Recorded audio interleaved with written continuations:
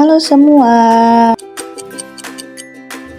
Assalamualaikum warahmatullahi wabarakatuh. Hai, perkenalkan nama saya Anissa Amelia dari Studi Pendidikan Agama Islam semester 1 di STAI Karisma. Saya membuat video ini untuk memenuhi tugas Ulumul Quran.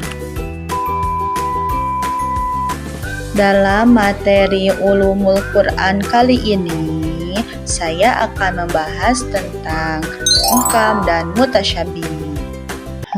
Apakah kalian tahu apa itu ayat muhkam, apa itu ayat mutasyabih?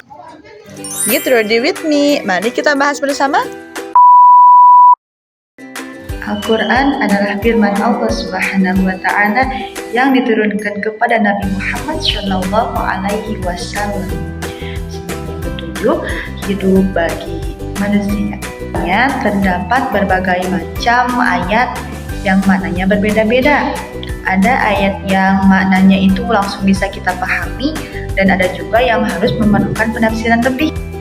Secara etimologi, muhkam berasal dari fi'il madi lafaz ahkama yukimu ihkaman fahuwa muhkimun wadza kamuhkamun.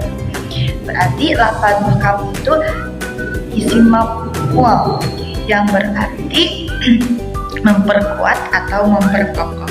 Sedangkan secara terminologi, ayat muhkam itu ayat yang maknanya jelas. Maksudnya tidak menimbulkan keraguan dan juga tidak memiliki banyak penafsiran.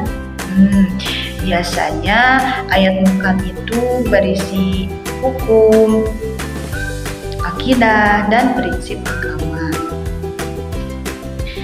Mungkin contoh ayat muhkam dalam Al-Quran itu banyak, tetapi di antaranya ada dalam surat Al-Baqarah ayat 183 yang artinya, wahai orang-orang beriman, diwajibkan atas kamu berpuasa, dan seterusnya. Jadi ayat ini menjelaskan hukum diwajibkannya puasa dengan jelas dan tegas.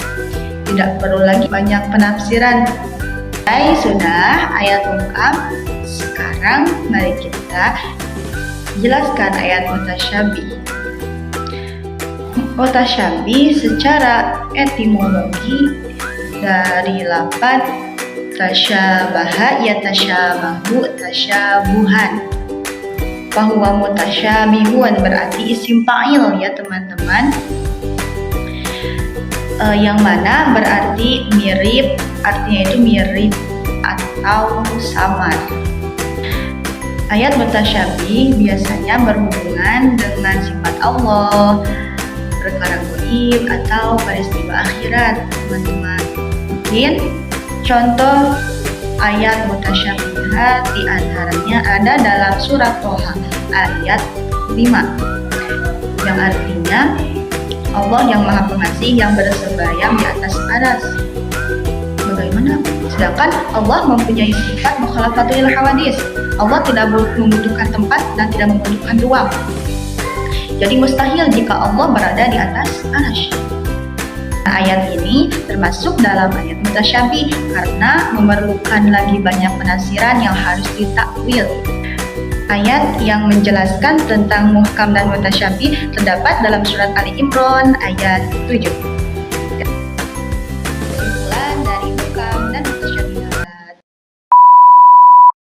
Sekian yang bisa saya sampaikan. Mungkin jika ada kekurangan, mohon dimaafkan karena saya masih dalam tahap belajar.